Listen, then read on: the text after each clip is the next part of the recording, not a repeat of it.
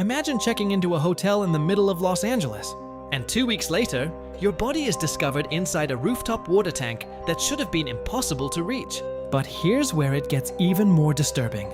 Days before she was found, security footage shows her inside an elevator. Behaving like she's reacting to something invisible, no one else enters. No one else leaves. So the question is, what really happened to Elisa Lam?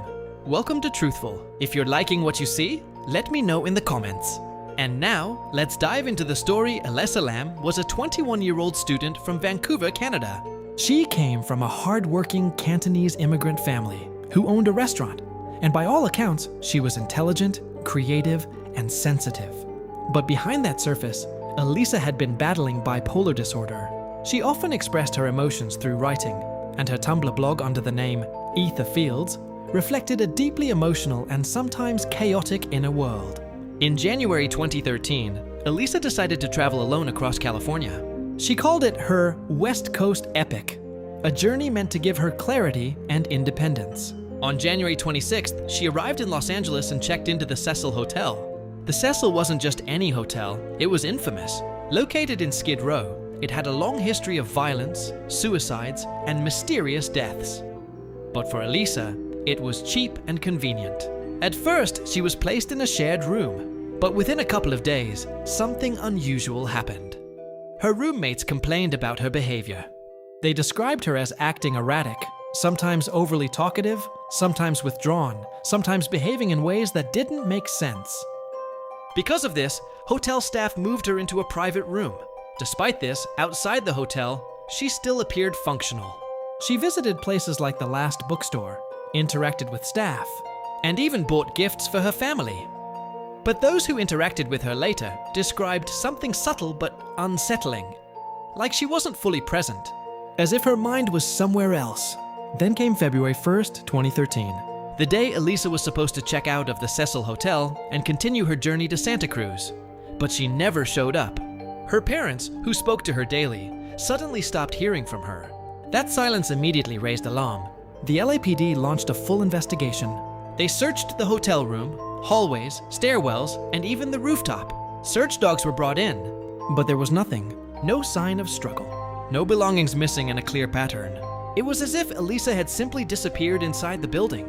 Days passed with no leads, until police released a piece of CCTV footage from the hotel elevator. This video would become one of the most analyzed clips in internet history. In the footage, Elisa enters the elevator alone. She presses multiple buttons, but the elevator doesn't behave normally. It doesn't move, and the doors remain open longer than expected. She starts acting strangely. She steps in and out of the elevator multiple times, peeking into the hallway as if she is checking for someone. Then her behavior escalates.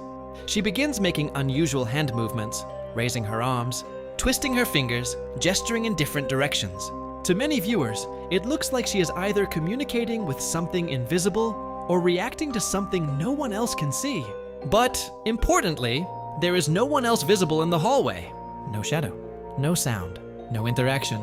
After a few moments, she exits the elevator completely and walks down the hallway. And right after she disappears from frame, the elevator doors finally close. This footage sparked global theories.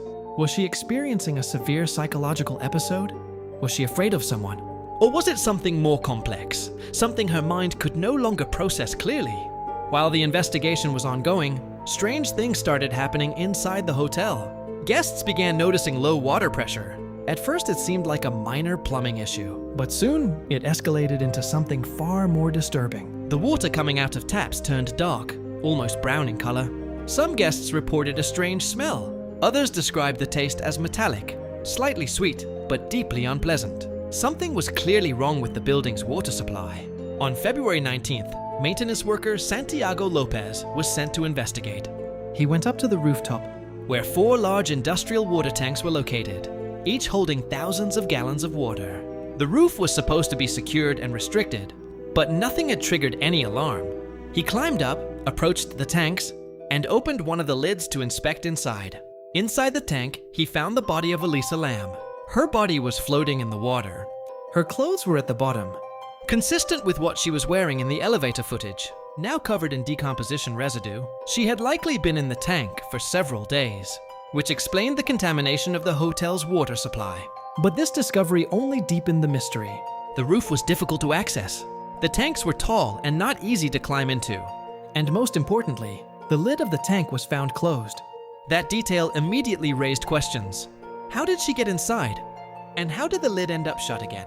The official investigation later ruled her death as accidental drowning. Toxicology reports showed no drugs or alcohol in her system. There were no clear signs of physical trauma or foul play. But despite the official conclusion, many questions remain unanswered. Especially when you consider the CCTV footage, the timeline, and the physical difficulty of accessing the tank alone. And that is the story of Elisa Lam, one of the most discussed and debated cases in modern internet history. Whether it was a tragic mental health crisis or a series of unexplained coincidences, one thing is certain. This case continues to haunt anyone who looks too deeply into it. If you enjoyed this deep dive, make sure to like, subscribe to Truthful, and turn on notifications for more real-life dark stories from around the world.